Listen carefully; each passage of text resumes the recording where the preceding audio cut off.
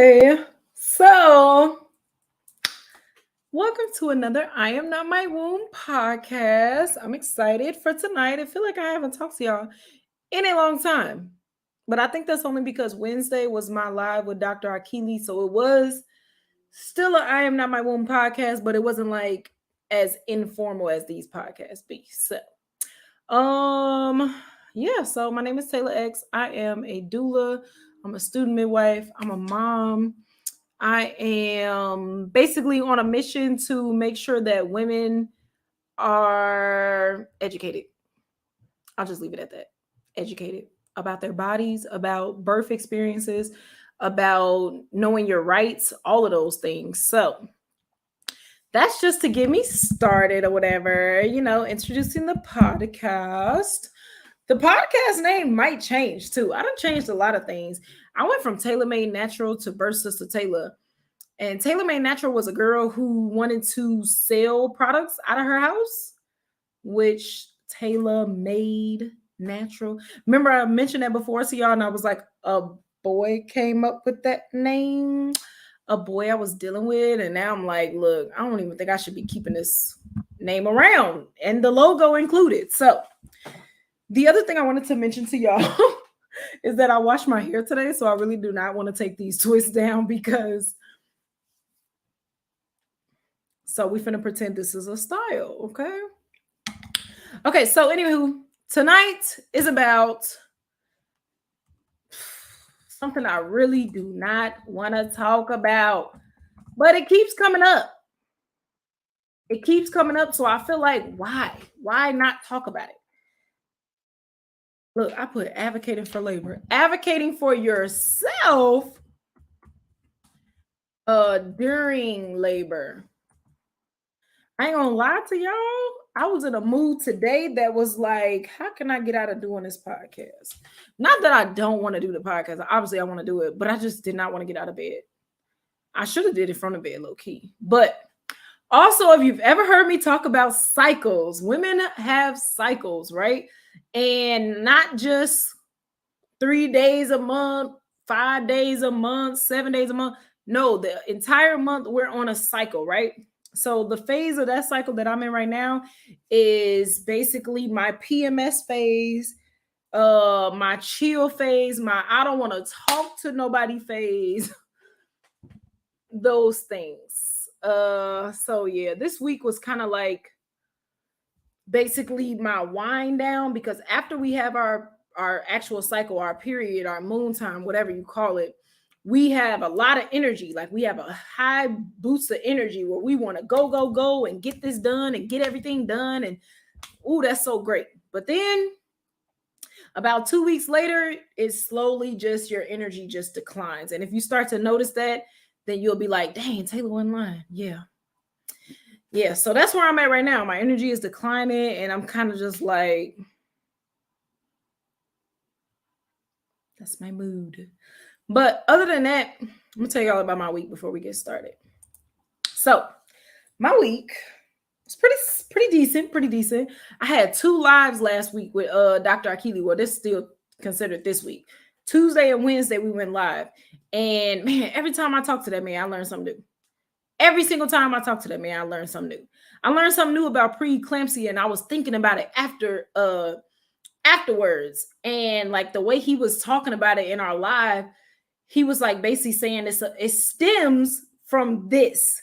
And I love that he brought that up, because when we ask about preeclampsia at our doctor's appointments, even as a student midwife talking about it in a class, they're going to tell you it's a kidney issue. Your kidneys are not filtering correctly, blah, blah, blah. They never say, well, it stems from this. Because if we can fix it at the root, we can start fixing things. So that's why I'll be recommending him to y'all. I'm telling y'all, go to the root, not the fruit. Whatever that saying is, that's the truth. Like, because he was talking about how it's a blood pressure issue, and the blood pressure being so high all the time causes the kidneys to function poorly. So hopefully I explained that correctly, because I'm not a doctor. But if y'all are going to be watching more of our lives, then you're going to have an opportunity to purchase those replays and actually really, really study them because there's a lot of information in them. I went back and rewatched one and I had hella notes that I took. So I know that it's beneficial to moms who don't have this type of information available. So, what else was I going to say? Yeah, so we went live on Tuesday and Wednesday. Be expecting that to happen again next Tuesday and Wednesday, and then next Tuesday and Wednesday, because this coming up Tuesday and Wednesday, we're going to talk about prenatal care. We already talked about preconception care. We're going to talk about prenatal care, and then the following week, the third week, Tuesday and Wednesday, we're going to talk about postpartum care. So I'm really excited for this prenatal care. I'm really, really excited because that's like one of my favorite times to spend with moms. I really, really say that because I feel like during postpartum, that's another thing I was going to talk about. My friend had a baby recently, and I really feel like postpartum, yes, we be wanting support. Yes, we be needing help. And then at the same time, yes, we be wanting to be left alone with our babies, with our new bodies, with our new thoughts, new feelings, new emotions, everything just new. So that's a really important time to give to moms. Give that over to the mom. We don't need to be sitting up in their face all day trying to hold they baby. That's one of the things I really appreciated from my doula training. She was like, I'm not training doulas for y'all to go up in there and be holding their babies all day. Like, no. Especially if it's the first time mom, teach that mom how to do that. Teach that mom how to birth the baby. Teach dad how to do it. Like, it's not your job to just go in there and be holding babies all day, even though that's what I'll be wanting to do. But not going to be doing that. So anywho, I had a couple of doula consultations this week that was really, really nice. Like a lot of people don't realize, but those doula consultations that I be having really be feeding me. It really feeds me because I get direct questions and I'm like, oh yes. Like I can have classes all day long. I could just plan classes for y'all. But if they're not what you're looking for, then what am I doing it for? You know? So that was nice. Also, my first time at being a soccer coach was this week.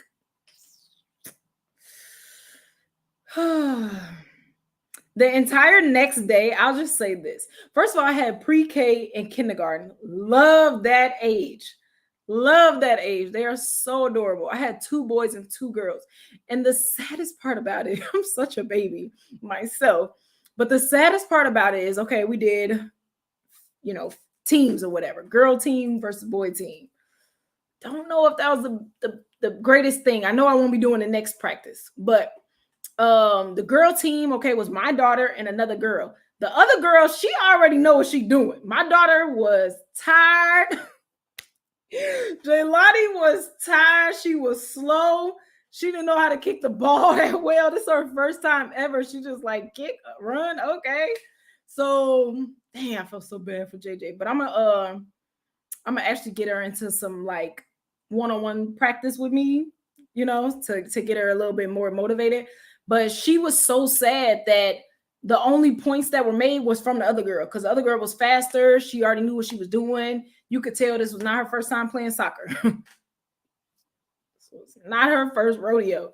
So that was a little bit sad for Jaylani. But then on the other side, on the other boys' team, there was one strong guy, and then there was one that was like, this is my first time too. Literally. So the other dude was making all the points, and the other guy was just like, I'm like, but y'all on the same team. The point is the point. So we did some team exercise after that. So I was like, okay, cool. It was pretty cool though. But the next day, I did not work out that day. I stayed in the bed basically the whole day. I know I had to work. I know for sure I had to work. Did I work from the bed too? Or was I off? No. We had a short day that Friday because practice was on Thursday. Then Friday, because of this holiday coming up, we had a short day. So I think I worked from out here, but then I was like, I'm getting to bed. And after that, I was like, okay, I got 2 hours. I got off 2 hours early. I'm finna just sleep for these 2 hours. Nope. I slept till like 8 o'clock. My body was so sore when I got out of bed that morning. Oh my God. Anywho, because I was running with them babies, and I'm like, look, I don't get it because I be working out, but maybe I need to start running again. A lot of people don't know this about me, but in middle school, I ran cross country, and I basically was like a jogger, outside jogger until I got pregnant with my son. Then I was like, no, not doing it. So yeah, I haven't done it since. So yeah, sports, I haven't done that since um high school, basically. But it's so crazy because this is the last thing I'm gonna say, and then I'm gonna get to the topic. But it's so crazy because recently I was watching this show, All American. Tell me if you heard of it, but it's All American All Star or Homecoming. Homecoming, All American Homecoming, where basically that girl went to school in Georgia and her boyfriend stayed wherever they was at, California or something. And watching the show, I'm just seeing all of them. They working out. They're heavy into their sports. For some reason, it activated some of me. And I was like, man, I want to find a volleyball team. Like, I really want to play volleyball again. But now here I am as a soccer coach. I wasn't able to find a volleyball team. I did actually try. But then I'm also kind of scared to go up against adults in volleyball when I haven't played since high school. I'm thinking they ain't took no break. But with soccer, I'm like, bro, my first day of practice, yes, I was tired. But I was like, I'm about to take this seriously. Like, I like this. I don't know why. It's something about the athletic part that I actually really like. And I actually remember in middle school, my brothers was in high school at the time. It was a competition in the whole house. Who can be in the most sports? A whole competition. That was the whole thing. Like my brother Courtney was always in the most sports. I'm pretty sure him and Jay might have did the same amount, but bro, I was always in competition with them. Like, no, I can join the most teams. I can try out for the most teams, blah, blah, blah. Like, so yeah, that was just kind of cool being back in that coach. Well, this is my first time ever being a coach, but just being back in that sport environment. So anywho, that was my week. Other than that, I ain't got no news for y'all. I didn't have class this week, so there's that. So yeah, anywho, advocating for yourself during labor. This is a conversation that, like I said, I never want to talk about because I just really, really, truly feel like moms should not have to advocate for themselves during labor. I just feel like that's the worst time in the world. Like advocating for yourself during prenatal appointments, yeah. Advocating for yourself during postpartum, yeah. Advocating for yourself during conception time, preconception, all of it, your whole life, yes. I'm always been that type that I will advocate for myself. You ain't got to advocate for me, worth nothing. But during labor, so let me tell y'all why. Let me just tell y'all why I think like this. Because I went through 2 labors by myself. Now let my baby daddy tell it. He was there for me and blah, blah, blah. Yes, you was there. You was present over there. That's not, you have to ask people how they want to be supported. This is not only with me.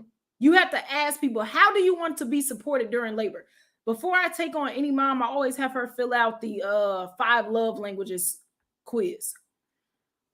But also, in the midst of labor, I can't get the mom to retake the quiz right now because I also tell them how you should always retake the quiz. It changes when you become pregnant. It changes in postpartum. It changes when you get a new relationship. It changes.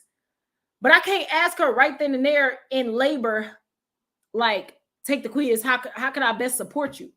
But it will give you a little bit of an insight on how they receive love and how they feel best supported.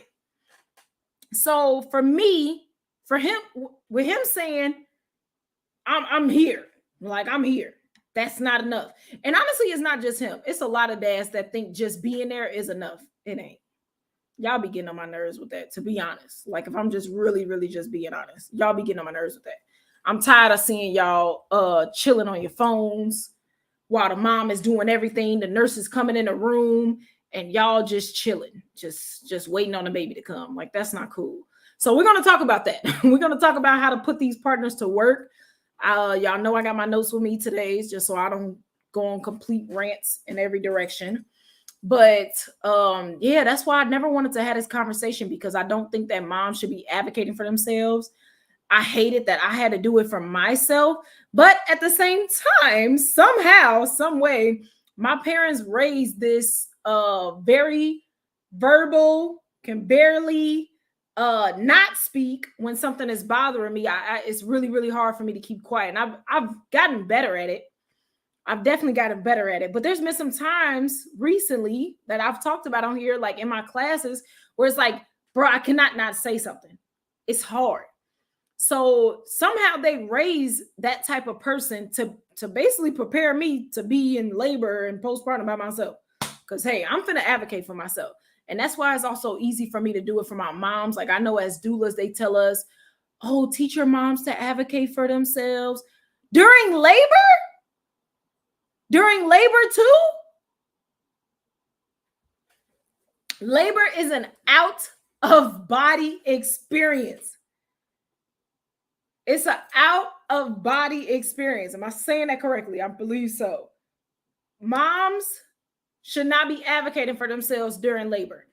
I just can't nobody tell me otherwise. But the reason why I'm talking about this tonight is because what I notice is that it's a huge question that keeps coming back up. It'll come up in different ways from different people. But at the end of the day, it comes down to, will I be able to protect myself while I'm in labor? Which is sad, but we live in America. So we got to talk about these things. And then the other reason why we got to talk about it is because a lot of moms opt out of doula support. Like I know that it's not as accessible for everybody. I have my own thoughts on funding for doulas and stuff like that, but we're not going to get into that tonight because I don't feel like it. But I know that it's not always an option for every mom. So it's something we got to talk about. I basically just went over the first point and I didn't even notice because my first point is that it's not recommended. It's not recommended. Okay, the reason why I said it's not recommended, besides those reasons I just told y'all, is because the thinking process. So we have two different sides of our brain, right? The left and the right. One is creativity. One is intuitive. Perfect time to call me. Anywho, I don't know why that man be getting through. Sister Victoria, walaikum salam. Okay, so yeah, one side of the brain is for thinking purposes, critical thinking. The other side is emotions, your intuition, all of those things. Now, when I say labor is not, thinking is not for labor. Because the way your body is designed, thinking actually slows labor down. It's crazy. It's crazy. The stuff I've learned in this midwifery class about our bodies and how our uterus is designed, there's 3 layers to the uterus. Like God was very, very intentional when he designed the woman, which is, oh, yeah, beautiful to me. Like, I just love it. But thinking is not a part of that. So your brain is connected to your uterus. Your baby actually, to start your labor, sends hormones up to the brain, sends these hormones, which is basically signals, messages, up to the brain that gets our uterus going. When we have to fill out paperwork at the hospital, when we have to think about, oh, they want to ask questions, what's your blood type? And when we have to do all of those things, those hormones that just went to our brain are being suppressed. It literally slows down your labor. There is nothing. So they call oxytocin the love hormone, the love drug. It's what we need for faster labors. So that's what you need for your uterus to contract in general.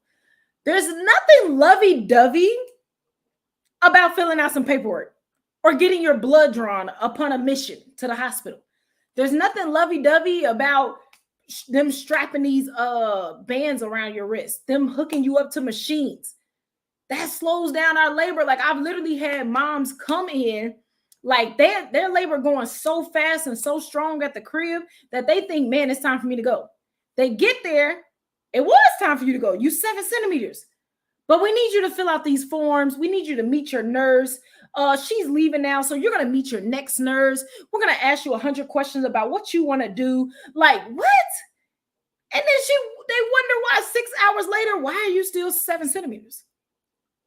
Because the hospital is not set up for the type of environment we need to be in. So, yeah. Was that my point? Yeah. Thinking slows down your labor. Having conversations with different nurses slows down your labor. Introducing yourself. Oh, what's dad's name? All that little stuff they be wanting to do slows down your labor. And y'all got to think about it. These are people, most of them ain't got no children. Most of them ain't been through no labor. Like they've been in school. They've literally been in school. So when do they have time to have common sense as far as when a mom is in active labor? They don't. So the best thing, the other thing I wrote down for this not recommended, is that the best thing and the best person is for your partner to advocate for you. If you can't get a doula, that's the best. That's the second best thing. Not you advocating for yourself. You know, we're gonna get to that still. I'm still gonna get to that. But your partner should be there advocating for you. So how can your partner advocate for you if y'all never had these conversations about what I want my labor to look like? How can your partner advocate for you when they don't know? They don't even know how the hospital is set up. Oh, thanks, Sister Victoria. Yeah, I don't know why this conversation came to me literally like 20 minutes before it was time, because I was literally sitting around like, girl, you ain't even got no topic. You might as well just skip. But yeah, how can your partner advocate for you? Because just like I be saying with the doctors who never had a baby, the nurses who never had a baby can't relate to you. Your partner can't relate to you, girl. Stop. Like, let's stop expecting that. Your partner cannot relate to you. They've never been in labor before. They probably wasn't there for somebody else's labor or they mama labor. And even if they was, that's still not relatable. That's still not relatable. What? I be listening to the podcast and literally, oh my God, not diagnosing your births. Sister Victoria, I'm so excited for you to get pregnant again, girl. It's going to be a completely different situation. Completely different. Because honestly, I mean, our baby's around the same age. I ain't know none of this stuff then either. I just got lucky somehow. I don't know what the heck, but you know what they say about like, first time moms, once they get one, then it's just easier to get the second one. It's easier to get the third and stuff like that. So if we could prevent first time moms from getting cesareans, we'll really be going somewhere, for real. We'll really be going somewhere. So yeah, the partner needs to be just as educated as the mom. And that's something me and Dr. Akili was talking about too, because I just see it too much. And it's only with hospital births. These dads that be at home births be completely different dads. I bear witness. They be completely different dads. They be getting the mom water, getting the mom whatever she needs. A fan, a cold towel, a hot towel, filling up the tub. They be on the move, like getting things ready. Yes, definitely. This conversation needs to be had before we go into labor. But something about home births, these dads just be like, I guess, you know what? I've said this before too. It's like an illusion. The nurses coming in and out of your room when you're in a hospital, it's like an illusion to the dads. It makes it seem like you're getting so much support. Well, you got all these people over here. They coming in and out. It look like you got all the support. I don't got to do nothing. That's what they thinking in their head. But a home birth, when it's just you, the children, the dad, the doula, the midwife, or even without the doula, man, they got to be more hands-on. They're like, okay, cool. I'm going to step it up now. But in hospitals, man, I see them on the phone. I'm like, bro, we need dads. One of the main things I always tell dads is that anytime a nurse enters that room, You're standing up. You're making eye contact with them. You're greeting them. Hello, how can I help you? Can I get you anything? Like, basically, like a nice way to say, what do you want? Why are you in her birthing space? The nicest way possible. What do you want? Because why the hell are you coming in here bothering her? She in labor.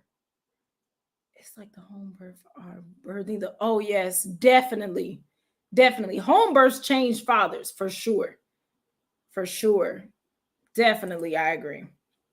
Like, we need dads to be at attention. You should, I don't want to call them dogs, but you're that security guard, not a guard dog. I'll say a security guard. You're that security guard. Anytime the doctor into the room, the nurse, because remember, this is the mindset that we got to go into these hospitals with. We're paying them to be there. That's your birthing space. I know that we in their domain and hospital policy trumps, blah, blah, blah. But at the end of the day, you're the paying customer. That's your birthing space. If somebody's in your birthing space, speak up. What do you need? What can I get for you? Oh, you're here to do what test? Okay, and that's for what? Ask 100 questions because we know the dads don't know. Yes, definitely shield that mom. Shield that mom before they just, because they, listen, it's so routine. Babies give birth all day, every day, all the time. It's so routine that they'll just walk in and start doing whatever they got to do without saying anything to the mom because she, making sounds, whatever, she in labor. So they're not going to go in and say nothing to the mom. And they're so accustomed to dads being there playing with their thumbs on their phone. So they never had to worry about a dad saying or asking questions. Hey, what are you doing? What are you about to do to her now? Can you wait till this contraction is over? Does it have to be right now? Like, they seriously need to know. That's number one. They need to know, what is it that you want me to do while you're in labor? And then you tell them. And guess what? They care so much about you and making sure your baby is okay that's what they're going to do. They just need to be told. We can't just be like, oh, we'll just be there. No, that's not enough. That's not enough. The nurses just be there. They be getting on my nerves so much in these situations. I be want to be like, get out. If I was the dad, I would be a lot more aggressive than me being there as the doula. Like, it would be going down because if y'all would have seen me during my labors, bro, I did not care. The nurse was like, we need you to get back in the bed. Okay, I'll let you know when I'm ready to get back in. Like, literally making faces at her like, girl, why you here? So I need the dads to be me. When I can't be there, I need the dads to be me. You need to be making eye contact with whoever, whenever they walk in the room. Be alert. Be on your feet, ready to greet them. Hi, how you doing? Give them a handshake. Make them feel like, you're not aggressive. Because that's another thing. I don't want nobody getting put out while they wife in labor. I don't want that to happen. But, we got to be firm, just not aggressive. How you doing? Did you need anything? Oh, yeah, I'm just here to do blah, blah, blah. Okay, what is that test for? Can it wait? Like, okay, come back in 5 minutes. And every 5 minutes, the nurse need to come back in 5 minutes. If it's not something that's immediate, is my baby in danger? Is my wife in danger? No? Okay, can you come back in 20 minutes? And then the next 20 minutes, can you come back in 20 minutes? Because they'll just keep doing dumb stuff. They'll just keep trying to check her. Oh, and that's another thing. Hold on, let me pull this up. That's another thing. I don't know how to share files on here, though. Can I share that? Hold on, I got it in my email. This is just a little template of a birth plan that I always start my moms off with just to get you thinking. Just to get you thinking of stuff. This is something that you and your husband, you and your partner need to be going over together. This is not something that you give to the staff. They don't care about your birth plan. I'm going to just be honest with y'all. They do not care about your birth plan. Your husband cares. Your partner cares. Your doula cares. The nurses on staff, they do not care. All right, so bam. One of the things I was thinking of is one of the main things. Look, they got a whole section just for labor. For labor, I prefer to. This is what you need to talk to your husband about.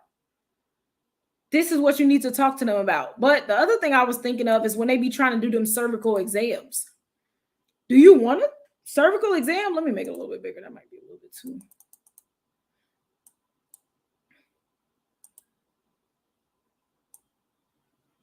Yeah, do you want to constantly be checked? Because what they're doing is just basically creating a file. They just keeping up with your file.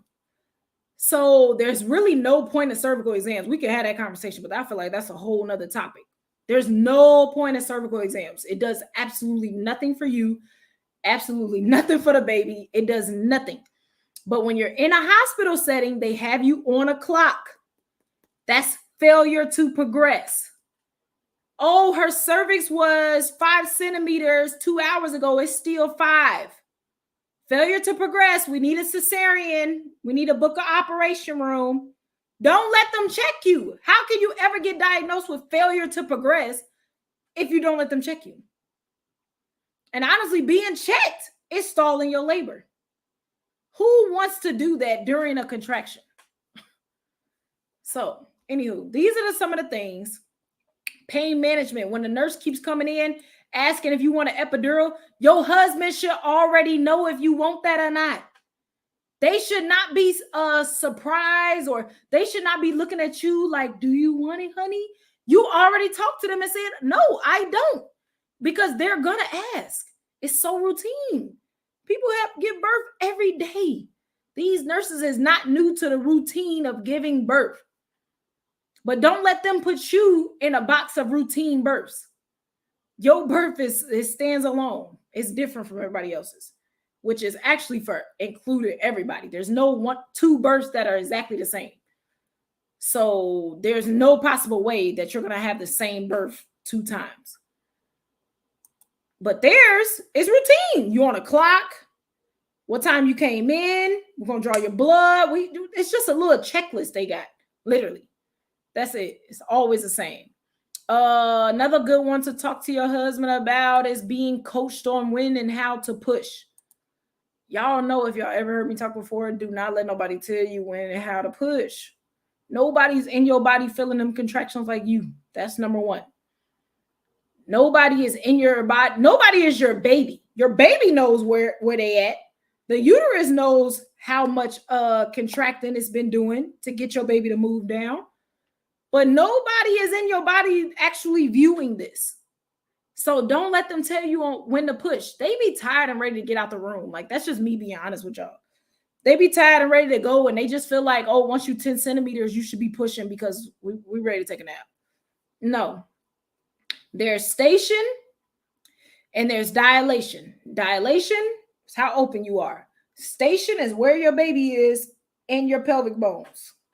If your baby is still at -3, which is high, pretty high, it's not time to push. I don't care if you 10 centimeters. That means nothing. The other thing I was going to say, so look, that would be a time, the spontaneous pushing, that would be a time where they speak up. And like, if they were coaching you or something, they would speak up like, actually, could you be a little bit more quieter during this time? She wanted to push the baby out in some quiet. Like, say something that's so polite that it's like, girl, shut up.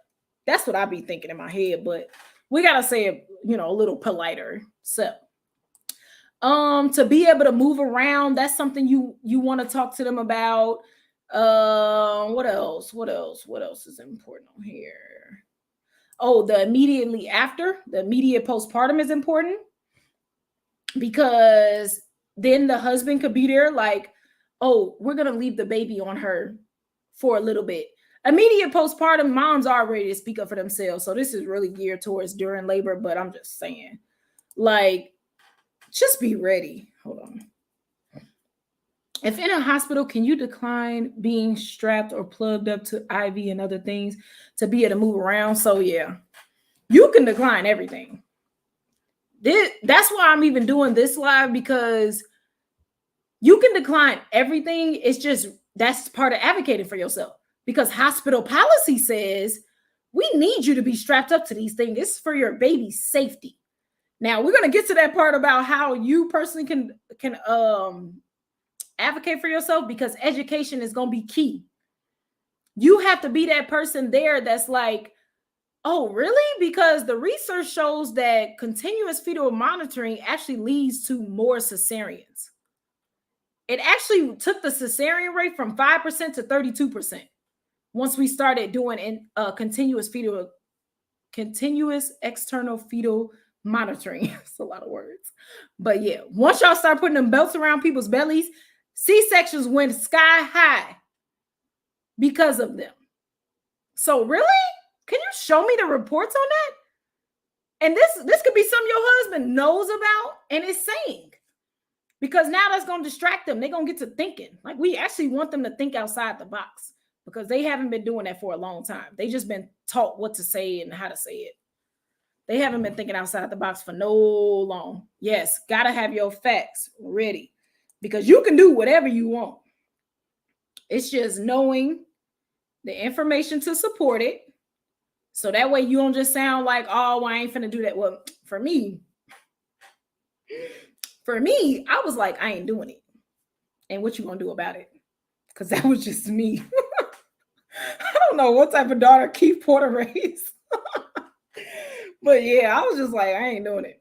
You do what you want to do. You put them on your belly. Like, I would literally be trolling the nurse. So y'all know that's my personality. But yeah, have your information together. Be ready to be like, no. And hold on, as we get into that part, because I'm kind of skipping ahead. So yeah, I think that basically was good enough to cover how to get your partners involved. They need to be having that conversation beforehand. Let them know to address whoever come in this room, because they should not be talking to me. They should be talking to you and only you. You don't have to talk to the mom at all. Leave me alone. My partner already knows what I want. Okay, and then the other thing I wrote down is beforehand is best, but okay, this is what I was talking about in one of my videos, where I said, fill out that birth plan that you saw, and then don't take it to your appointments and be like, here, this is what I want. All right, cool. Glad we talked about it. No. Take it with you to your appointments, keep it to yourself, and then ask questions based off of it. So you can ask your provider, so what do you guys think about me moving around during labor? Do you think that would be okay? And see what kind of answers they give you after that. Then you can ask them, so do I have to be strapped up to the blood pressure machine and the fetal monitoring machine and all of that? Do I have to do that? And see what your provider says. These things should be brought up before you go into labor. Sister Victoria, that sounds like a lot of work. But yeah, definitely. That's why I'm trying to get Dr. Akili on board, man. We need somebody to teach these men. I just don't want to do it, to be honest. I love talking to the ladies. Like, I don't know about them. So, yeah, these are things that's best brought up during prenatal appointments. But then I wrote a big old but. Sometimes, two things. Sometimes they tell us what we want to hear in that moment. And then when you get in labor, it be something totally different. It be out the window. Well, it's just a hospital policy. Or one thing that really is trash is that you'll be asking your doctor these questions, but then when you're in a hospital setting, your doctor got 5 other patients in labor. So she going room to room to room, doing her little routine. And the most of the time you're going to be dealing with nurses. So you done ask your doctor all these questions about how you want your labor to look, and the nurses ain't communicating. The doctor is not like, hey, this lady wants this. Make sure she gets this. And the nurse is like, okay, cool, room, blah, blah, blah, wants this. No, that is not happening. That is not happening. Provided to the moms. Okay, yeah, you're right. You're right, Sis V, you're right. But that's not happening. So the nurses don't know you from a can of paint. They don't know what type of conversation you had prenatally. They don't know your birth plan. If you get them a birth plan, they're not going to read it. Like, let's be honest, they're not going to read it. You might get one or two good nurses that's really like, oh, okay. No, you got to advocate for yourself. That's it. Birth plans are not the advocating part. We ain't really here to talk about birth plans. But when it comes to choosing your provider, there's a lot less advocating that you have to do when you choose the right provider. So these conversations need to be brought up during the interview process, for real, not your prenatal appointments. You still in your interview phase picking providers. That's when you having these type of conversations. And then the other thing they be doing is they be leaving too much open space, meaning like, oh, let's just see when we get there. Let's just see what happens. Too much room for maybes. I don't have time for maybes when my labor comes around. This is what I want. This is what I should get. You should not be getting maybes. Those are all red flags. We already talked about red flags on here before. Like, we got to really be intentional about picking our providers. Okay.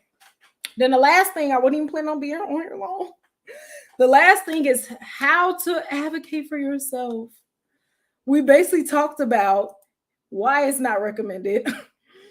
Tell your husband to do it. Do it before labor because it's still not recommended.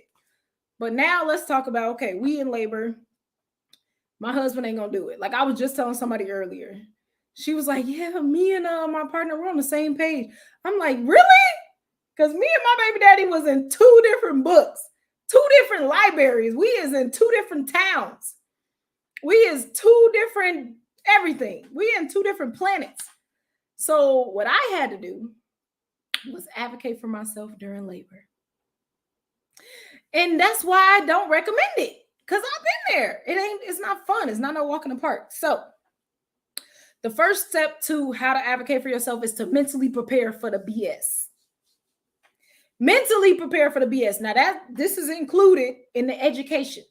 You need to be mentally prepared in what you want.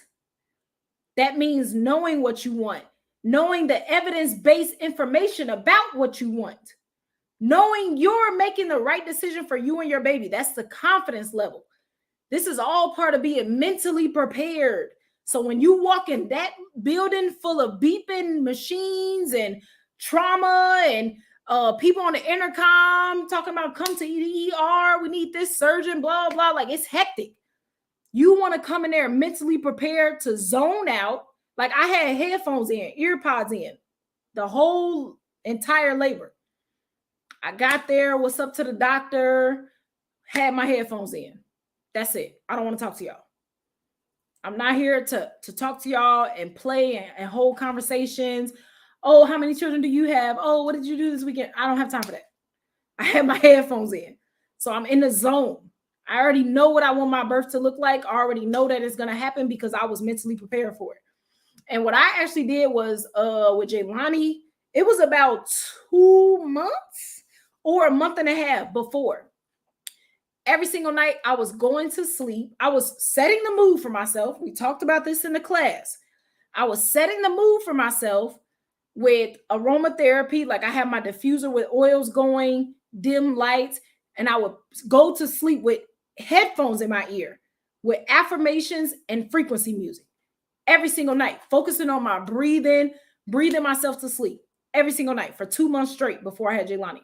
So when I went into labor, had my diffuser, my eucalyptus oil, my headphones, bam, I actually slept in labor with Pitocin. So that's why I know it's possible. I know it's possible for a fact because I was there.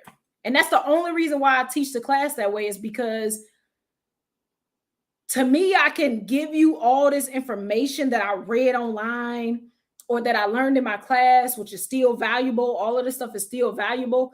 But then I can actually tell you how it got done, how I teach other moms to do it that actually do it. These moms are getting through home births where you ain't got no option but to have this baby naturally.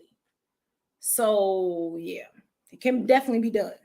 But that's all about mentally preparing yourself because birth is mostly mental. Your body's doing all of these physical things that you have no control over. None.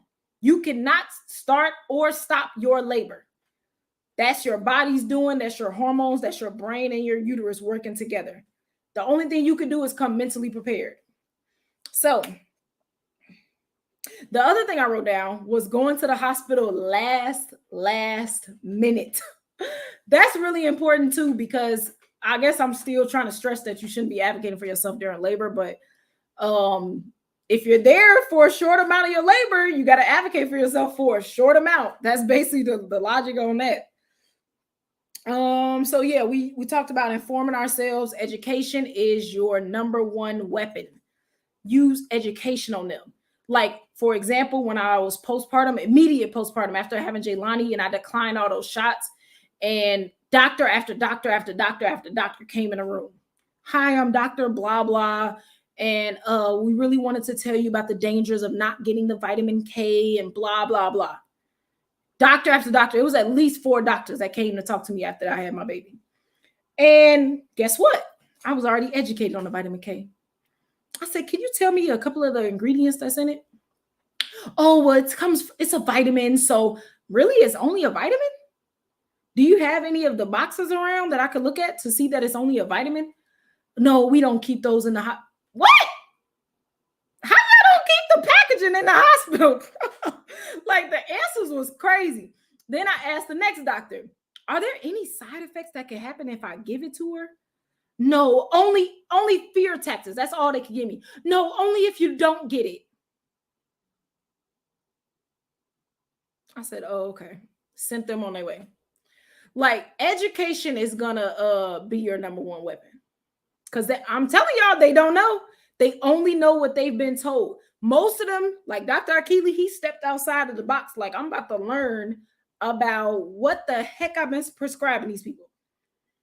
Majority of them, like they say, the 85%ers, the 5%ers, and the 10%ers, you dealing with 85%ers. They don't know. They only going based off of how they were trained. I don't care how many degrees you got. You could still be an 85%er because you're not thinking for yourself. You only going based off how you was trained. So yeah, of course they don't know ingredients. I've shown a midwife some of those ingredients. She was like mouth dropped. She didn't even know. Why you don't know, but you offering this to my baby? I'm offended now because you think I'm stupid. And I ain't gonna lie, a lot of us go in there kind of stupid. We go in there unprepared. But when you got education on your side, now who's the stupid one? Now we done turn the tables. That's all it is. So the last thing I wrote down is standing your grounds and verbiage. So standing your ground comes with that mentally prepared. I already know what I want. You're not going to be able to change my mind because I'm mentally prepared and I'm informed. I'm very well informed. So after that comes standing my ground. Can't nobody tell me nothing. The verbiage is how you turn it down. Can you mark that in your chart that I'm going to decline the hepatitis B shot? Like, if they try to go back and forth with you, you can decline it. The first thing is to say, no, thanks, we don't want that. Now, if they try to go back and forth with you, that's when you pull can you just mark that in your chart that I'm declining that? Because I really don't want to have this conversation with you. Be nice about it. Like, can you mark that in your chart that I'm going to actually take these off and move around during my labor? Can you just mark that in your chart that I don't want any more people coming into my room? Just mark it in your chart. Because their main concern is getting sued. To be honest with y'all. We got to talk about that, ma'am. Their main concern is getting sued. So document it. Feel free to mark it in your chart, document it. So if anything goes wrong, because people do be suing doctors when I don't know how to explain that. Because usually when people decline something, they know better. But sometimes they'll sue doctors and then doctors won't have nothing to be like, well, we offered it to them and blah, blah, blah. They kept turning it down. They don't have nothing. So tell them, mark it in your chart. I'm going against medical advice. That's why they have AMAs. Can you please mark that in your chart that I'm going to go against your advice? I don't want to have this conversation no more. That's a very nice and cute way of saying I'm not having this conversation no more. So that's all I got for y'all tonight. That is it. I'm done hollering because I feel like I've been yelling now. I need some water. So, anywho, a couple of updates to update y'all. I only have one link now that I'm sticking with, and that is birthsistertayla.com. If you go to that link, you're going to see everything that I have to offer on one page. And I am going to continue to do my classes on how to kill the fear of a natural childbirth. And that's going to be every Friday now because I'm a soccer coach. So yeah, every Friday you can catch me at those classes. But other than that, every Wednesday and Saturday, you can catch me here on YouTube at I Am Not My Womb podcast. And if you're not already on my text list, then you could text womb to 312-847-3722. And then I'll send you a link as soon as I'm about to go live. And then you can pop right on here, ask 100 questions, because y'all know I'll be needing the questions. The questions keep me going. Okay? Yes, Sis B. Yes. That is what I was born to do. I swear. It's something about it. It's like, man, cannot stand it because y'all be taking advantage and I hate it. I definitely hate it. Them degrees take advantage of people. And we ain't got to do that no more. Because, yep, I'm finna expose it. Bro, I done been to some births. Y'all, man. I think one day we should do a live that's just based off birth stories. What y'all think about that? Like, not my birth stories, but me at other people's birth stories. What do y'all think about that? Peace, Sister Rhonda. See y'all next Wednesday. But I'll be seeing some crazy stuff in the hospitals with the nurses. And that's the other thing I didn't mention in the beginning. Signing up for the Chicago volunteer doulas. I'm gonna be in a lot more hospital births. And I know I'm gonna get fired. How you get fired as a volunteer? I'm gonna show y'all. I'm gonna show y'all because being at orientation, they was like telling us, well, you shouldn't speak up for the mom. She should speak up for herself. Who's gonna do that? Who's not gonna speak up when you're seeing somebody being attacked, whether that's physically, verbally, whatever? I'm not doing it. So yeah, I'm thinking that's where it's going next. I don't know. But yes, Sis B said yes. Love the birth stories. Hey, Jess. Okay, cool. I'm gonna have to pick a day for that. Cause yeah, I done seen some mess with doulas, nurses, OBs. Like, what be wrong with y'all? I love exposing them. And then I love making them feel dumb because guess what? I've already done my reading on this. So you're not like, show me your studies and I'll show you mine. That's what I'll be wanting to say to them. But anywho, all right, I'm going to bed now. My children are with their dad this weekend, and that's why they calling to show me some dog show that I don't. But I'm about to go to bed, and I'll see y'all on Wednesday. Okay, peace.